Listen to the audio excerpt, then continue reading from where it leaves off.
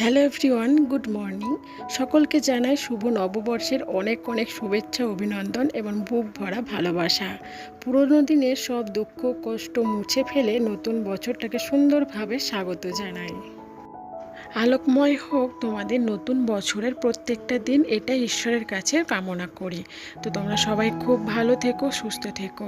তো আজকে হচ্ছে পয়লা বৈশাখ, সারাটা দিন কীভাবে কাটায় তো চলো সেটাই তোমাদের সঙ্গে শেয়ার করব। পুরো ভিডিওটা দেখার অনুরোধ রইল, আশা করি তোমাদের ভালো লাগবে। সকালের সব আশেপাশে কাজকর্ম কমপ্লিট করে নিয়েছি, আর এই যে ফ্রেশ হয়ে চলে এসেছি ঠাকুর ঘরে, আর এই যে ঠাকুর পুজোটাও কমপ্লিট করে নিচ্ছি। তো সকাল সকাল রাধা মাধবকে প্রণাম জানিয়ে আজকের দিনটা শুরু করছি। ঠাকুর পুজো দিয়ে রান্নাঘরে গিয়ে জলখাবার বানাবো, কারণ আজকে যেহেতু পয়লা বৈশাখ একটু বিশেষ কিছু করা দরকার, কারণ বাড়িতে আজকে সবাই রয়েছে।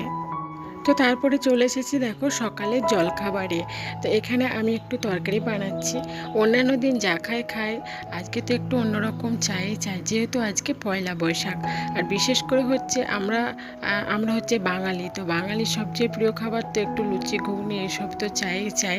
তো দেখো এখানে আমি আজকে হবে লুচি, একটু পায়েস আর একটু তরকারি করব। তো আগে দেখো আমি তরকারিটা করে নিচ্ছি। তো তরকারিটা হয়ে গেল আমার, আর এখন চলে এসেছি রান্নাঘরে। তো আমরা তো সবাই লুচি খাবো, কিন্তু মাম্মাম কি খাবে?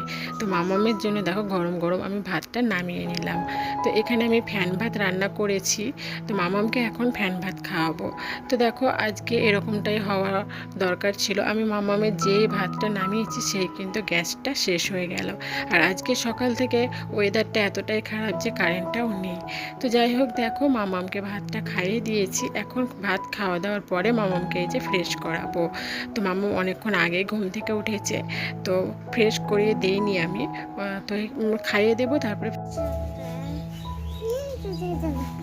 গুড মর্নিং, শুভ নববর্ষ, গুড মর্নিং। তোমরা ভালো আছো?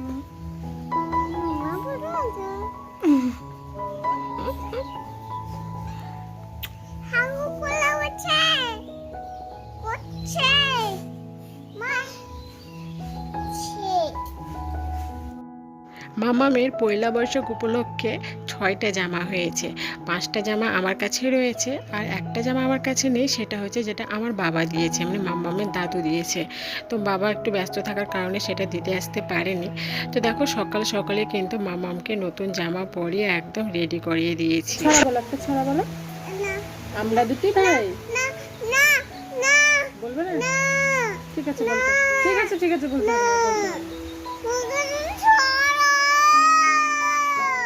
সরে গেলাম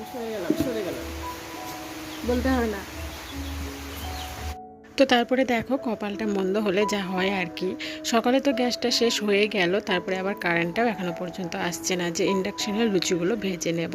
তো আমি লুচিগুলো ছোট ছোট ডো করে বেলে দিচ্ছি, আর শাশুড়ি মা লুচিগুলো ভেজে নিচ্ছে। ওই দিকটাতে লুচিগুলো ভেজে নিচ্ছে, আর এই দিকটাতে এই যে পায়েসটা বসিয়ে দিয়েছে। একটু তাড়াতাড়ি করছি কারণ অনেকটা দেরি হয়ে গেছে, কারণ হাজব্যান্ডরা ঘুম থেকে উঠে গেলে তখন খাবার দিতে পারবো না, ওই জন্য। তো দেখো জলখাবার একদম রেডি হয়ে গেছে। হাজব্যান্ড, দেওর আর শ্বশুরমশাইয়ের জন্য একদম জলখাবারটা রেডি করে নিয়েছি। গরম গরম ফুলকো লুচি, সেই সঙ্গে আলুর দম আর পায়েস।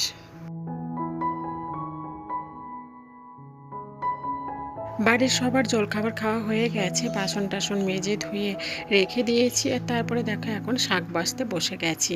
তো সকালের তো জলখাবার মিটলো, এরপরে দেখো দুপুরে রান্নাবান্নার বন্দোবস্ত চলছে।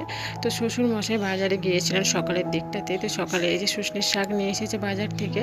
তো আজকে শুশনির শাক রান্না হবে। তো শাকটা দেখো এখন ঝটপট করে বেছে নিয়ে উনানে রান্নাটাও বসিয়ে দিলাম। আর শ্বশুর মশাই এখন গ্যাসের সিলিন্ডারটা নিয়ে গেছে গ্যাস ভরে আনতে, তো এখনও পর্যন্ত আসেনি, ওই জন্য দেরি করলাম না, উনানে রান্নাটা বসিয়ে দিলাম। তো শ্বশুরমশাই জিজ্ঞাসা করেছিল হাজব্যান্ড তারপরে দেওরকে যে চিকেন খাবে না মাছ, তো মাছ অলরেডি বাড়িতেই ছিল, চিকেন ছিল না, তো খাবো বললে শ্বশুরমশাই চিকেন আনতো। তো সবাই বললো কি না চিকেন খাবো না।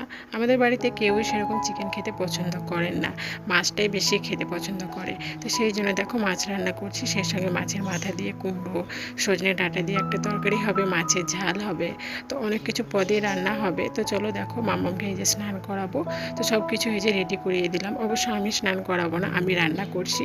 তো শাশুড়ি মা মামামকে স্নান করাবে, তো নতুন একটা গেঞ্জি আর প্যান্ট এই যে বার করে দিলাম।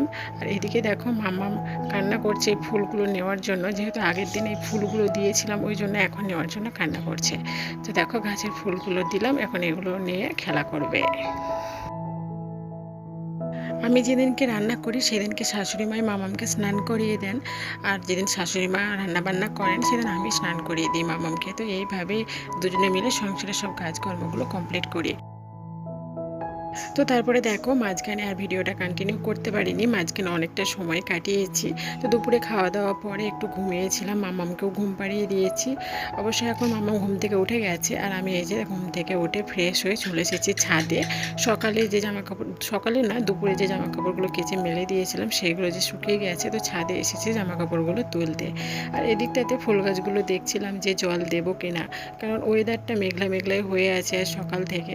তো ভাবছিলাম যে জল দেবো না, যে মেঘলা হয়ে আছে যদি বৃষ্টি হয়। তো এখন ভাবছি নিচে গিয়ে বালতিটা এনে জল দিতেই হবে, কারণ সেরকম আর বৃষ্টি হবে না। তো গাছগুলো অনেকটা টান ধরেছে, তো এগুলো রেখে আবার নিচ থেকে বালতি নিয়ে এসে আমি ফুল গাছগুলোতে জল দেব। তো দেখো এই দিকটা তো যে জামা কাপড়গুলো ছিল সেগুলো আমি তুলে নিচ্ছি, তুলে গিয়ে সোজা নিচে চলে যাব।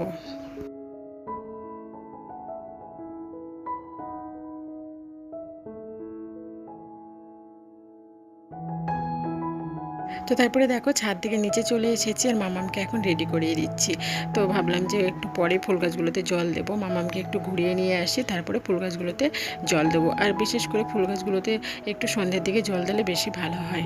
তো দেখো এখন মামামকে আমি একটু রেডি করিয়ে দিচ্ছি, মামামকে নিয়ে একটু নতুন বাড়ির দিকে ঘুরতে যাব। আর একটা দেখো বিকেলে নতুন জামা পরিয়ে দিয়েছি, আর মাথাটা সুন্দরভাবে বেঁধে দিলাম, দুই দিকে দুটো জবা ফুল ফুটিয়ে দিয়েছি আর দুটো ক্লিপ লাগিয়ে দিয়েছি।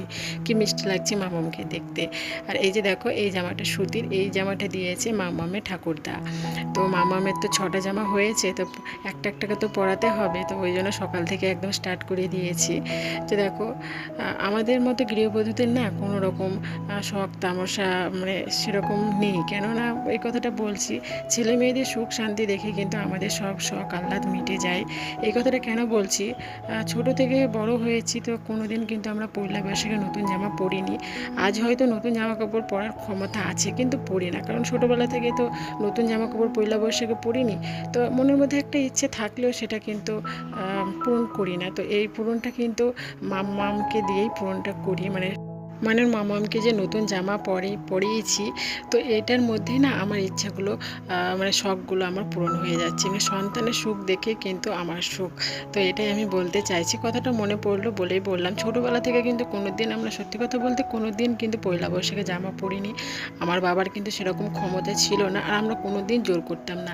আমার যত বন্ধু বান্ধব ছিল সবাই কিন্তু নতুন জামা পরতো, তো আমি পরতাম না কোনো দিন। আমার বোন রয়েছে, তো এখনও পর্যন্ত পয়লা বৈশাখে কোনো দিন জামা কাপড় কেনে না।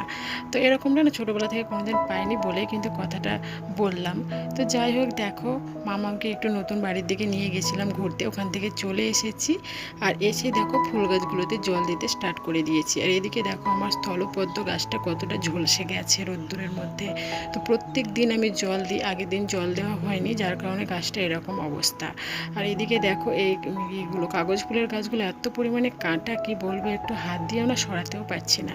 তো শ্বশুরমশাইকে বলে ওই দিকটা একটু পরিষ্কার করে দিতে হবে, কারণ কি রোদ্দুর পাচ্ছে না সেরকম, না গাছটা একদম ছেয়ে আসছে ওই জন্য। তো তারপরে দেখো নিচে চলে এসেছি, আর এই যে গেটে আমি দুটো মানি প্ল্যান্টের গাছ লাগিয়েছি, তো সেগুলোতেও এই যে জল দিয়ে দিলাম।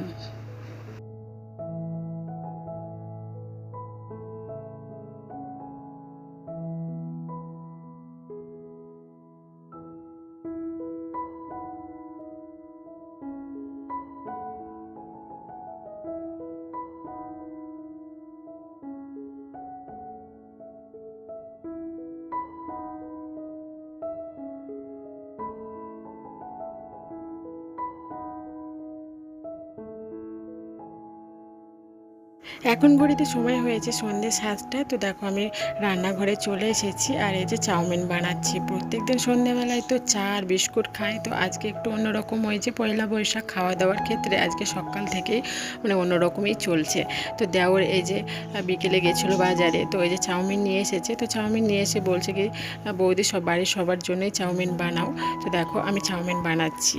তো আমি সব কিছু রেডি করে দিয়েছি, চাউমিনও সেদ্ধ করে দিয়েছি। তো চাউমিনটা ভাজতে আমি হাজব্যান্ডকে বললাম, কারণ চাউমিনটা যেহেতু অনেকটা লম্বা লম্বা হয়, তো আর এই যে মিক্সড করতে আমি পারি না, কারণ পড়ে যায়। তো হাজব্যান্ডকে বললাম একটু মিক্সড করে দাও। তো দেখো এই যে চাউমিন রেডি, আর বাড়ির সবার জন্য আমি রেডি করে নিয়েছি। আর এই যে এদিকে হাজব্যান্ড, মামাম, তারপরে ওইদিকে শ্বশুরমশাই, শাশুড়ি মা, দেওর, ঠাকুমা সবাইকে চাউমিন দিলাম, আর সবাই মিলে আমরা চাউমিন খেলাম। তো দেখো চাউমিন খাওয়া দাওয়ার পরে এই যে মামামকে আবারও রেডি করিয়ে দিয়েছি। আর এই যে দেখো আরেকটা নতুন জামা পরিয়ে দিয়েছি। এইটা দিয়েছে মানে আমার হাজব্যান্ড দিয়েছে, মানে আমিও দিয়েছি। হাজব্যান্ডেরও যে আমারও তাই সেম। তো দেখো এই জামাটা পরে মামাকে কত সুন্দর লাগছে, সেই সঙ্গে একটা সাদা কালারের হেয়ার বেল্টও লাগিয়ে দিয়েছি। তো এখন যাব হচ্ছে আমাদের গ্রামের দুর্গা মন্দিরে। আজকে তো পয়লা বৈশাখ, আর বৈশাখ মাস থেকে কিন্তু হরিনাম সংকীর্তন শুরু হয়। তো আজকে একটু বিশেষভাবে হরিনাম সংকীর্তন হবে মন্দিরে, তো সেটাই শুনতে যাবো, ওই জন্য রেডি করে দিচ্ছি। তো দেখো তারপরে ওখান থেকে চলে এসেছি। আর এই যে আমার বিয়ের কিছু মুহূর্ত দেখছিল আমার হাজব্যান্ড, তো সেটাও তোমাদের সঙ্গে একটু শেয়ার করলাম। আর এদিকে মামামের কাণ্ড দেখো, ওখানে আমাদের বিয়ে নাচানাচি দেখে মামামও তার বাপির কোলে বসে নাচ শুরু করে দিয়েছে। তো চলো বন্ধুরা, আজকের মতো এখানে বিদায় নিচ্ছি। দেখা হবে নেক্সট কোনো একটা ব্লগে। ততক্ষণের জন্য সুস্থ থেকো, ভালো থেকো, টাটা।